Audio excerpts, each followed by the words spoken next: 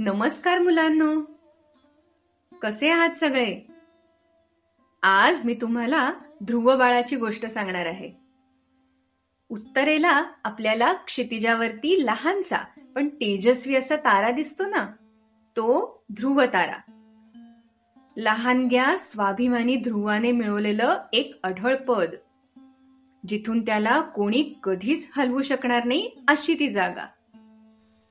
हजारो वर्षांपूर्वी उत्तानपाद नावाचा एक राजा आपल्या भारतात होऊन गेला.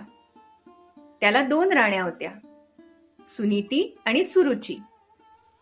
सुनीतीच्या मुलाचं नाव होतं ध्रुव आणि सुरुचीच्या मुलाचं नाव होतं उत्तम.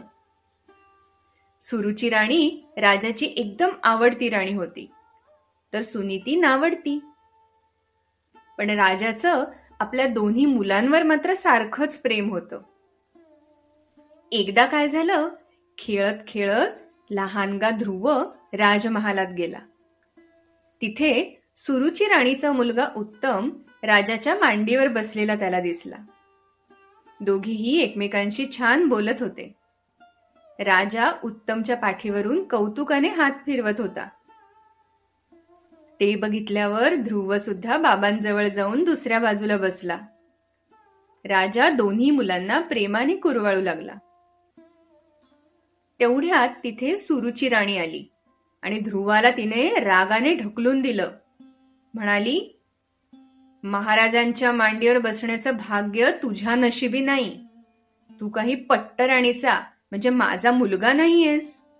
महाराजांच्या मांडीवर फक्त माझा उत्तम बसणार, तू नाही. ध्रुवाने मोठ्या आशेने आपल्या वडिलांकडे बघितलं, पण राजाच्या आवडत्या राणीनेच असं म्हटल्यामुळे त्याचाही नाईलाज झाला. राजा काहीच बोलू शकला नाही. त्याने आपल्या ध्रुव बाळाला जवळ सुद्धा घेतलं नाही. हे बघितल्यावर ध्रुव बाळाला खूप वाईट वाटलं. तो धावत धावत आईकडे आला. रडत असलेल्या ध्रुवाला आईने बघितलं आणि तिने काळजीने त्याला विचारलं, काय झालं बाळा, कोणी काही बोललं का तुला रागवून?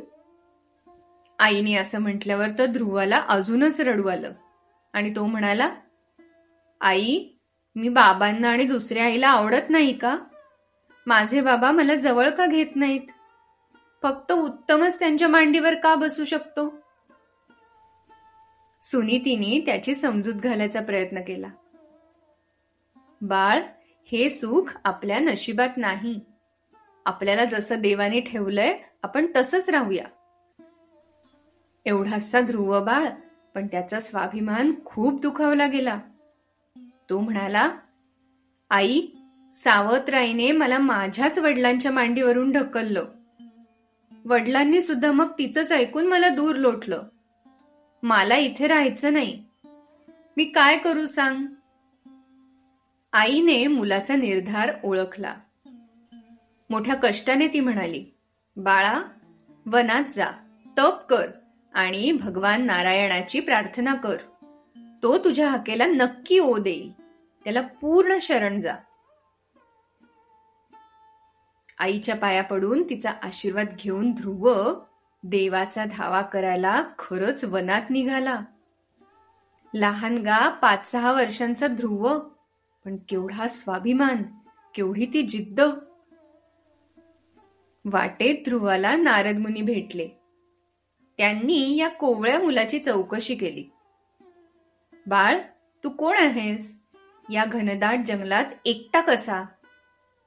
ध्रुवाने त्यांना घडलेली सगळी हकीकत सांगितली.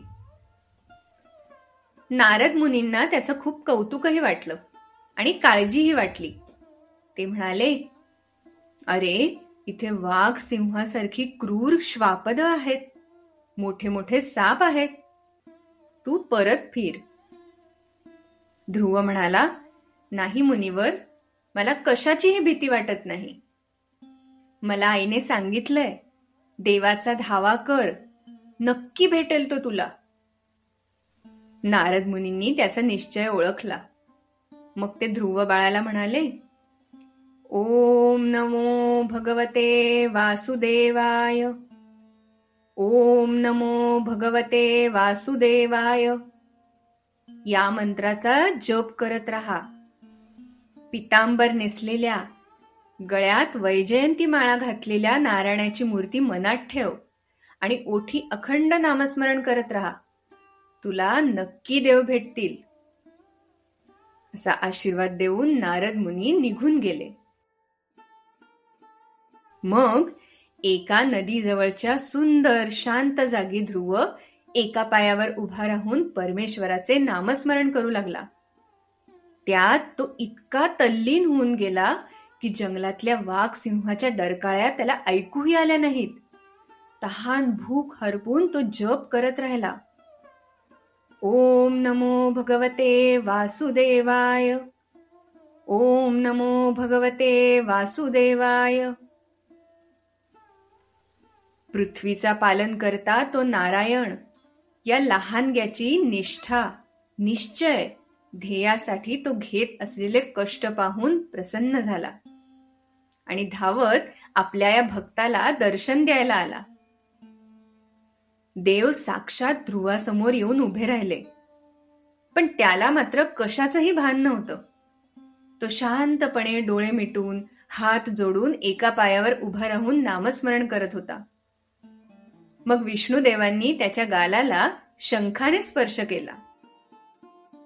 ध्रुवाने डोळे उघडून पाहिलं तर साक्षात भगवान विष्णू समोर प्रसन्न प्रेमळ मुद्रेने उभे होते.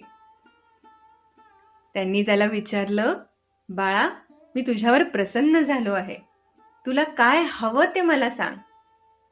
ध्रुवाच्या डोळ्यातून आनंदाच्या अश्रुधारा वाहू लागल्या. ध्रुवाने देवांच्या पायावर डोकं ठेवलं आणि म्हणाला, देवा, मला क्षणभंगूर असं काही नको. शाश्वत म्हणजे कायमस्वरूपी वैभव दे. मला अढळ स्थान दे, जिथून मला कोणीही अपमानित करू शकणार नाही, उठ म्हणणार नाही. देव म्हणाले, तथास्तु. परंतु बाळा, आता तू परत तुझ्या घरी जा. तुझी आई तुझी वाट पाहतीये. वडिलांना आणि सावत्र आईला पण पश्चाताप झाला आहे. गुरुकुली जा, ज्ञान संपादन कर, मग सुखाने न्यायाने राज्य कर आणि इथलं कार्य संपूर्ण झाल्यावर मरणोत्तर अढळ पदावर आरूढ होऊन जगाला मार्गदर्शन कर. विष्णुदेवाची आज्ञा शिरसावंद्य मानून त्यांना मनापासून नमस्कार करून ध्रुव घरी परतला. नंतर त्यांनी खूप वर्ष राज्य करून लोकांच्या मनात अढळ स्थान मिळवलं. अशा या तेजस्वी ध्रुवाची कथा आपल्याला स्फूर्ती देत राहते, हो की नाही?